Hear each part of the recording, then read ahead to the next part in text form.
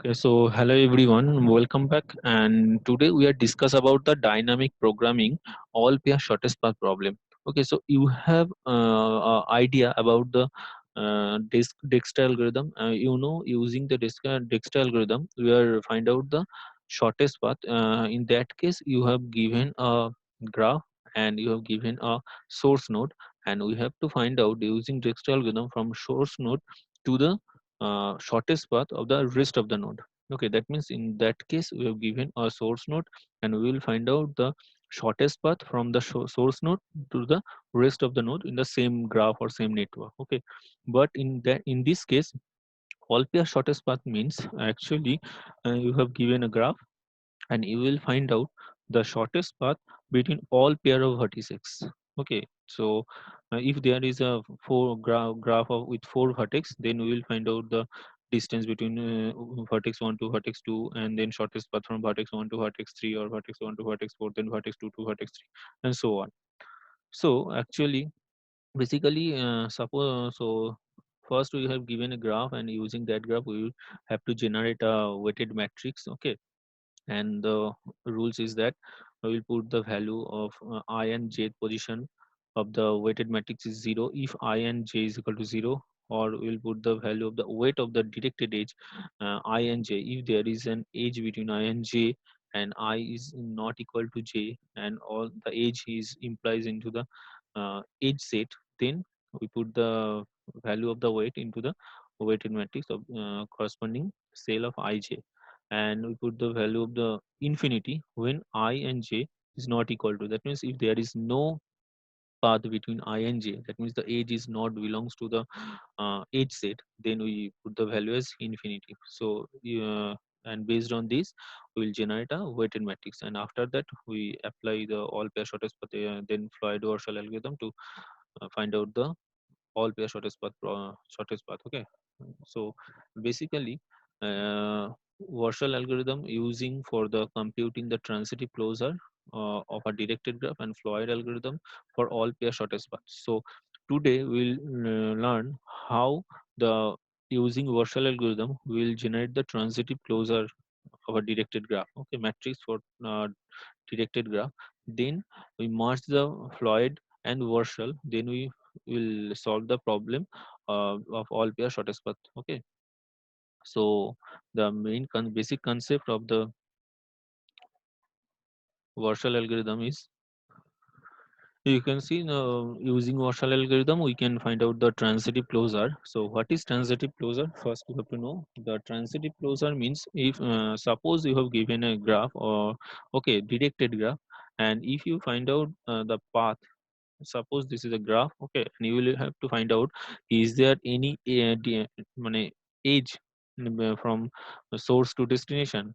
Then we put the value as 1 if there is no edge or you can say if can I reach from node I to node 3, then I put the value as 1 if I cannot reach from node 1 node to another node, then I put the value as 0. So in that case can first this is the given graph you can see, and from that graph first we have draw adjacent matrix. Adjacent matrix means from with respect to the vertex 1 there is no we can there is no edge, self edge or self loop, so this is 0. We cannot reach 1 to 2, that's why the value is 0.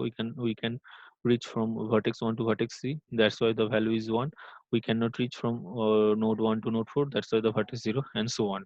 Okay, so this is the adjacent matrix, and you can say this is the transitive closure. So what is how to find out the transitive closure? You can see we can in that case we cannot you can see in that case the from the vertex 4 or to vertex 3 there is no direct edge. Okay, so there is no direct edge, that's why for the with respect to the vertex 4 and vertex 3 the value is 0, but in that case the value is 1. Why?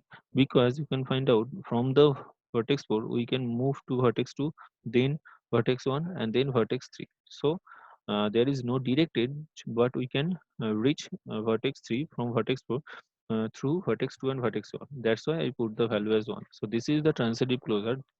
Okay, we have to find out the from source to destination, can I reach from source to destination? Then I put the value 1, otherwise 0. So this is the transitive closure. Okay. So next you can the Warshall algorithm, the mainly the working principle you can see.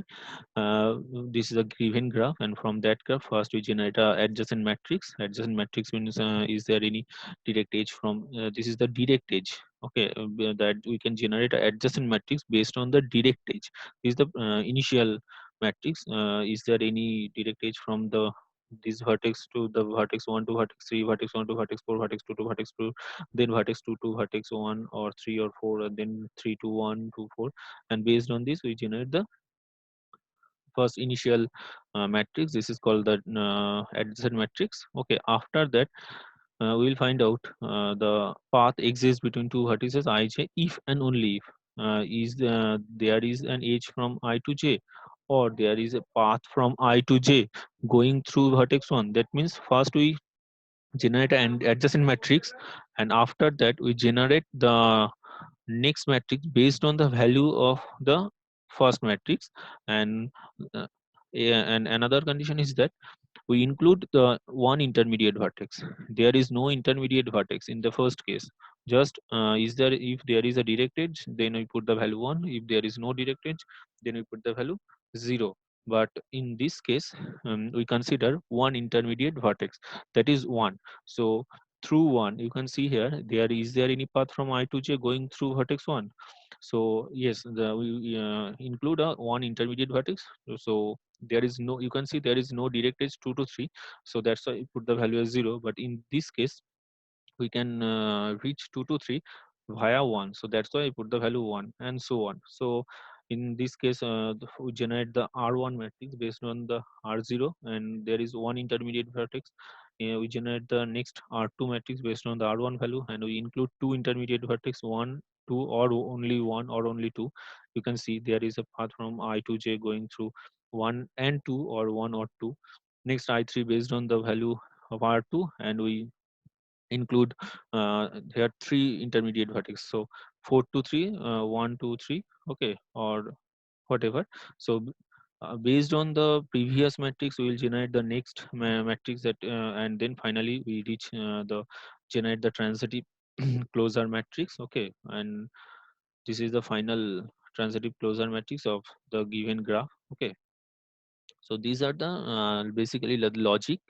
Using Warshall algorithm, we will generate a transitive closure matrix. Okay, for finding the is there any, for finding that is there any path from the any pair of vertices. So using Warshall algorithm, we are what we will do, actually we will do find out that is there any path, or we can I reach from the one vertex to another vertex, either directed or via some other vertex. Okay, and then we apply the Floyd algorithm and mark the Floyd Warshall, and then we find out the minimum shortest path.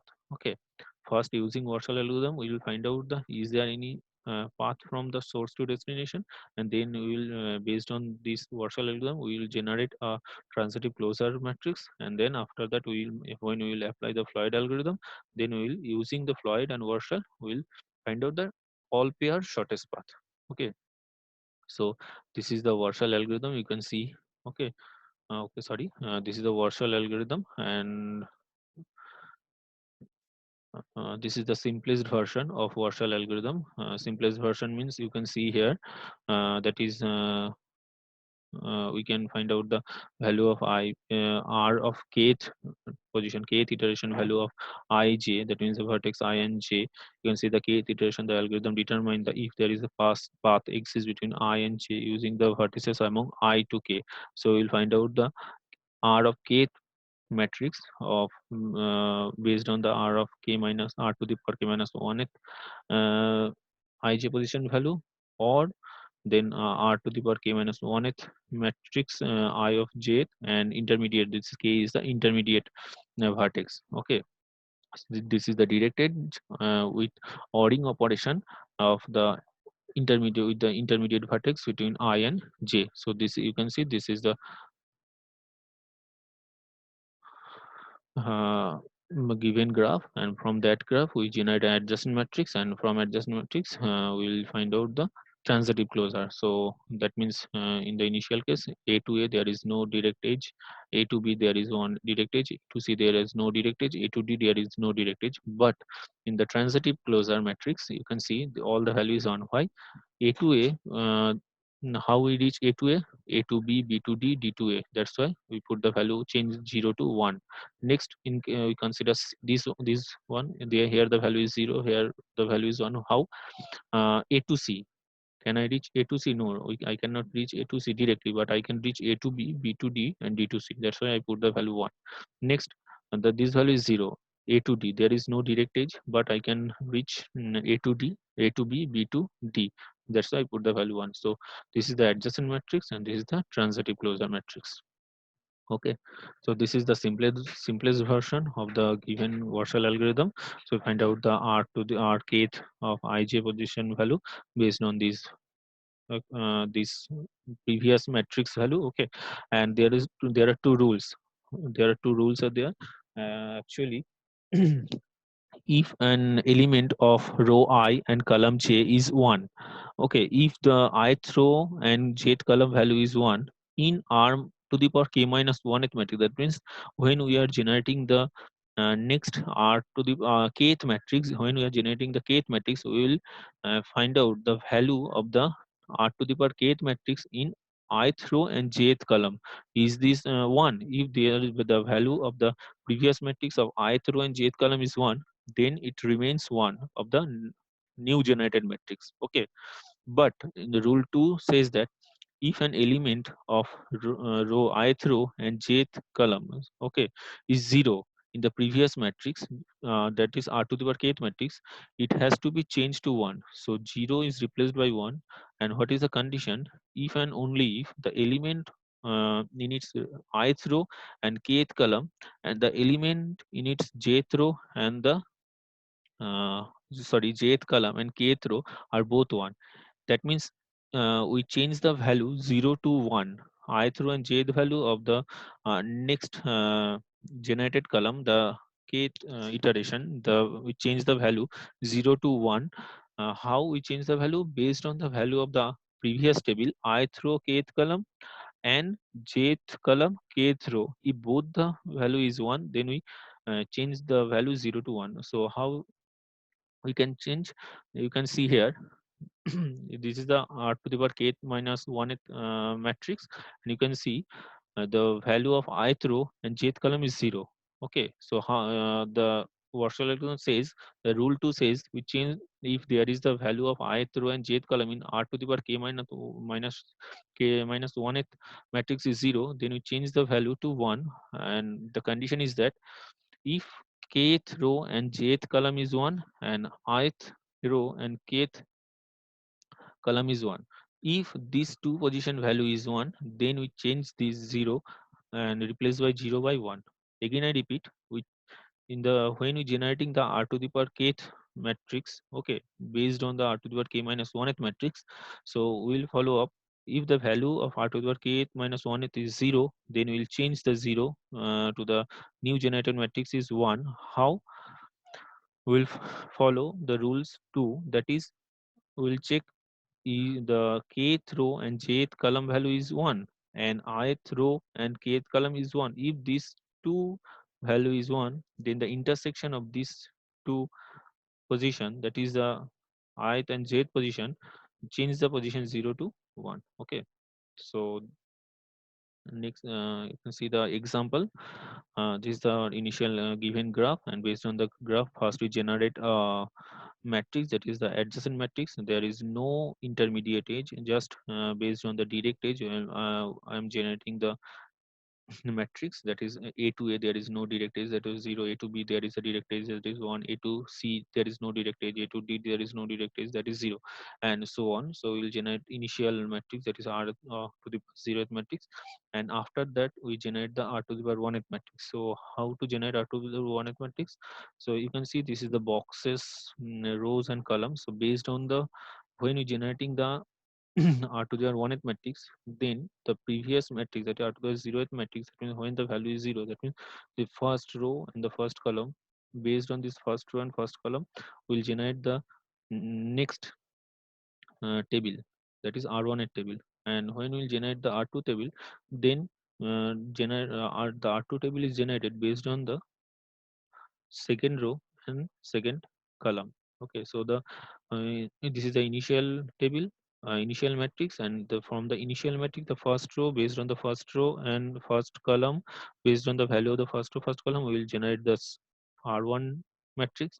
Based on the R1 matrix second row and second column, we generate the matrix of R2, and based on the third row and third column of R2 matrix, we will generate the R3 matrix, and based on the fourth row and fourth column, we will generate the R4. So you can see just how to generate the value R1th, that means this is the initial matrix, and we will generate the matrix of the R1. How will generate the matrix of R1? This is the I and J.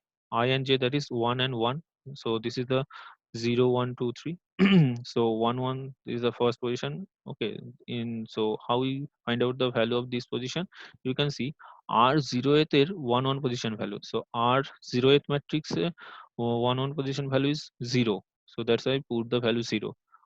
This is the ORing operation. R 0th matrix 1 on position. The value of R 0th matrix 1 on position also 0. And of this is the AND operation. R 0th matrix 1 on position also 0. So this is 0. This is 0. The AND operation, that means it also return 0. And this is the OR operation. The 0 and 0. This is also 0.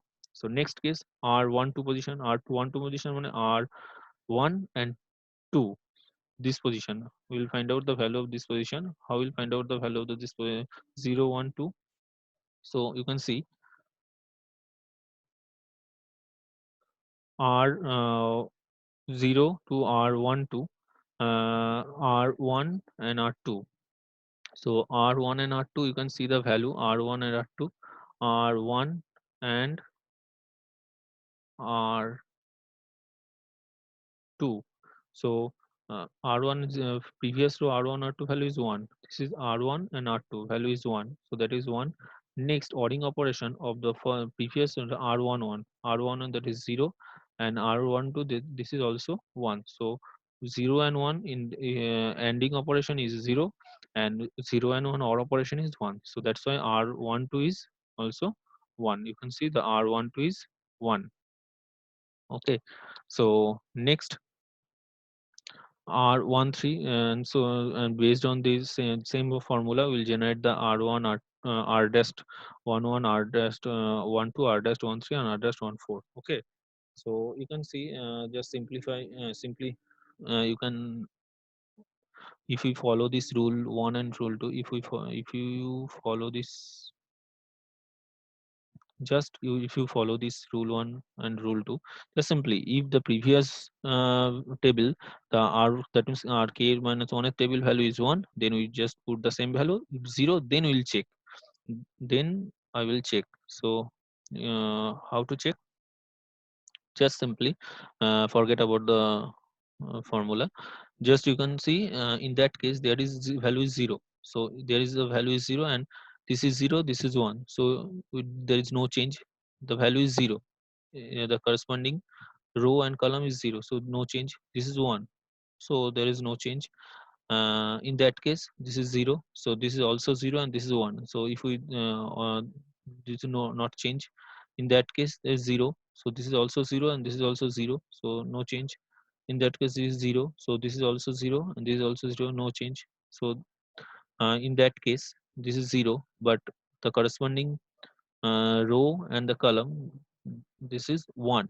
Actually we will find out the rest of the cell value based on the first row and first column. So here you can see this is the last row, and the second column value is 1. That's why the 0 changed to 1. Okay, the bolded one change.